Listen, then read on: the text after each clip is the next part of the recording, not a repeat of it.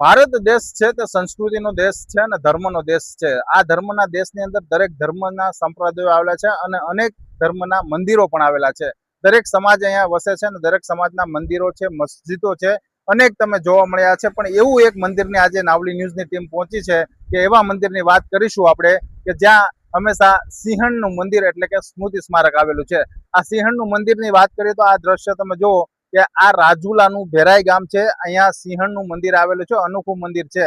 આ મંદિરની એક વાસ્તવિકતા એવા પ્રકારની છે કે અહીંયા 2014માં એટલે કે 10 વર્ષ પહેલા જે સિંહણો છે ત્યાં રેલવે ટ્રેક ઉપર કપાઈ ગઈ હતી કે જે સિંહણોના 2014માં જે લાઈન નેચર દ્વારા તેમજ વન પ્રેમીઓ અને સિંહ પ્રેમીઓ દ્વારા એમનું સ્મારક એટલે કે મંદિર બનાવવામાં આવ્યું છે।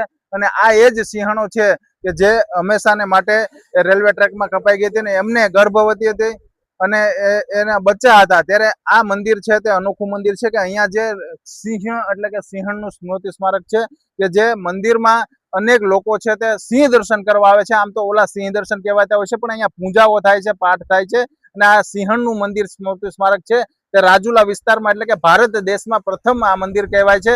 તો નવાઈ નથી, આ એ જ વિસ્તાર છે। આ તમે દ્રશ્ય જોઈ શકો છો કે અહીંયાથી જ આ રેલવે ટ્રેક એટલે કે પીપાવાવ પોર્ટનો આ રેલવે ટ્રેક છે તે પસાર થાય છે ને આ રેલવે ટ્રેક ઉપરથી જ 2014માં જે સિંહણ છે તે બંને સિંહણ અહીંયા મતલબમાં એના મોત થયા હતા। એમના મોત બાદ જે સિંહ પ્રેમીઓ છે તેમણે એમનું મંદિર બનાવ્યું છે, એમનું સ્મૃતિ સ્મારક બનાવ્યું છે।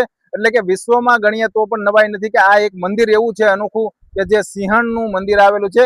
અને બીજી તરફ વાત કરીએ તો આ મંદિર એ પછી જે સિંહણોનું એક સ્મૃતિ સ્મારક જે છે તે લીલિયાના ક્રાકચ ગામે પણ બનાવવામાં આવ્યું છે।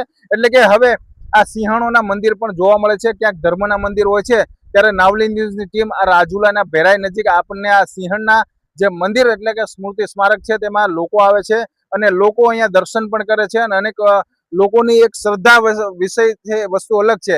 ત્યારે અનેક મંદિરોની બાદ જે આ સિંહણનું મંદિર છે કે 10 વર્ષ પહેલા જે સિંહણો છે તે અહીંયા કપાઈ ગઈ હતી ને એમનું આજે મંદિર છે તે બનાવવામાં આવ્યું છે। તો મિત્રો આપ પણ કોમેન્ટમાં સેક્શન બોક્સમાં જણાવજો કે આ સિંહણોના મંદિર વિશે તમે શું કહેશો, એ ચોક્કસપણે કોમેન્ટ કરી આપનું મંતવ્ય જણાવજો। મહેન્દ્રસિંહ, નાવલી ન્યૂઝ, અમરેલી।